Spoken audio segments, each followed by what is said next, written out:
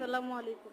কত কি ভাবছেন, কত কি করবেন, কারে মারবেন, কারে ধরবেন, কারে খাইবেন। হায় রে হাসিনা আপা রে, কই যে করবেন আপনি, আপনি নিজেই খুঁজা পান নাই।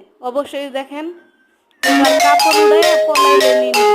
হা হা রে, কি যে মজা লাগতাছে আপনারে দেখা। দেখেন আপনারে বাংলাদেশের কোনো একটা মানুষ